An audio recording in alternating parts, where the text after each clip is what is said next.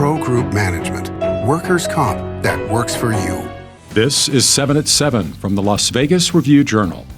Good morning, I'm Renee Summerhour. Thank you for joining us on 7 at 7. In Top Stories, sponsored by Nevada Hand's Silver Sky Assisted Living Community. Learn more at nevadahand.org. MGM Resorts says computer systems returned to normal nationwide Tuesday night, but some customers and employees said residual problems remain. People who identified themselves as MGM employees said systems still aren't functioning properly. One employee said in a social media message to the RJ that employees still haven't gotten a work schedule and that there's no way to take vacation of any kind. He said, quote, "This is very stressful for us to deal with this without getting any help. We ask them questions and all we get is a runaround." MGM declined to interview with the RJ to discuss the cybersecurity issue. We may not get any additional information until the company's third quarter earnings report is released. An amateur poker player who claimed to have terminal cancer so he could raise money to enter the World Series of Poker's main event admitted he was lying about his diagnosis. Rob Mercer told the RJ in an exclusive interview that he didn't have terminal stage 4 colon cancer when he started the GoFundMe account in June to fulfill his dream of playing in the WSOP's World Championship. He said, quote, "What I did was wrong and I'm sorry for not being honest about what my situation was." He received between $30,000 to $50,000 in donations from the fundraising account.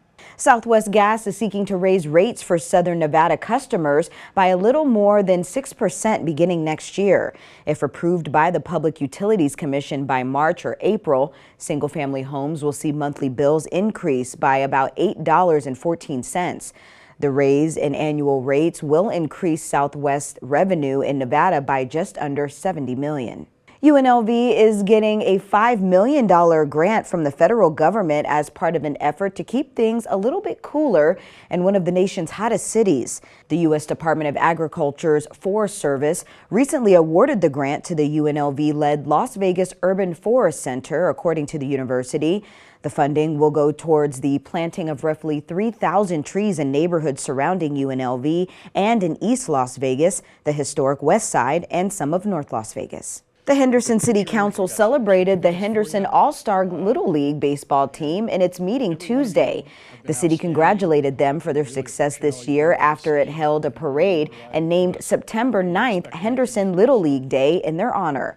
The All-Stars ranked 16th best team in the world at the Little League World Series. In your weather report, brought to you by Star Nursery, your garden's partner for every bloomin' thing. Sunny with strong winds are in your forecast for today. Highs today reaching around 88 degrees with strong winds at about 33 miles per hour in parts of the valley to cool us off. Tonight, winds will decrease to about 22 miles per hour. Mostly clear skies, lows around 64 degrees. For the rest of your week, temps will stay in the mid to upper 80s heading into the weekend. Sunny skies to partly cloudy skies. Mostly clear skies for your evenings with lows in the upper 60s.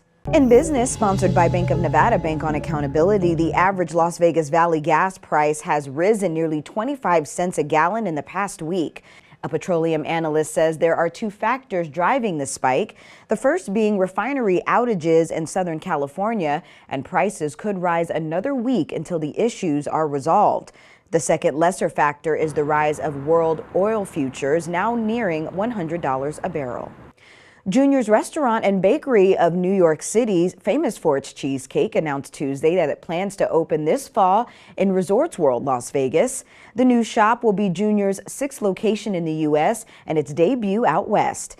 The restaurant will offer breakfast, lunch, dinner, a late night menu, and a bar, and of course, cheesecake. Sports brought to you by Station Casinos, STN Sports. Download the app today. The Raiders' first home game of the season kicks off at 5:20 p.m. at Allegiant Stadium this Sunday.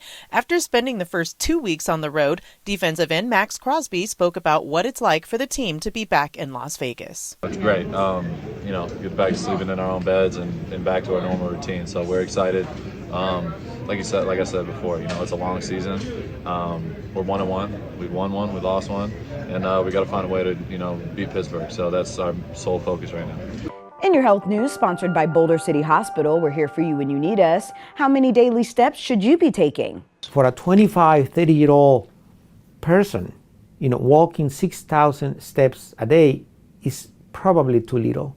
Whereas for an 85-year-old person, walking 5,000 steps is actually very good. Making walking part of your routine makes the physical activity easier to implement. Use the stairs, walk your dog, park away from the store entrance, or take a break from your desk to walk around. I think people should be walking every day, even for a few minutes at a time, and even if it is just 15, 20 minutes a day. Walking has many interesting effects on our health, not just cardiovascular, but even mental health. Sports betting brought to you by the Las Vegas Paiute Tribal Smoke and Cigar Shop. The 49ers host the Giants in what should be an entertaining matchup on Thursday Night Football, and Caesars Sportsbook lists San Francisco as a 10-point favorite.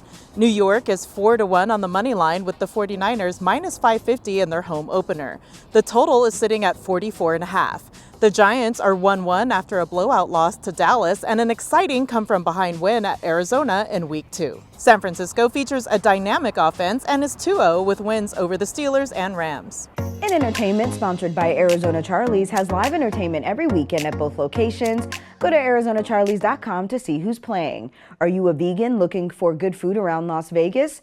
Review Journal's James Schaefer tells us about some fire spots. Being vegan in Las Vegas isn't what it used to be with only a handful of vegan restaurants. But today, vegan dining is flourishing with options across the Las Vegas Valley. Here's a look at what's open for vegans in Vegas. Garden Grill on West Lake Mead Parkway began with pop-ups and a farmer's market, developing into a now significant following, hosting a wide array of tacos, sandwiches, and soft serve.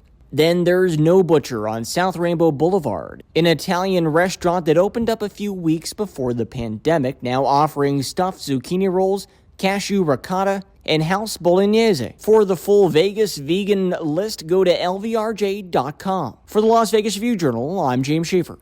Another Powerball drawing ended without a big winner. Up for grabs was $672 million, $320 million for all cash.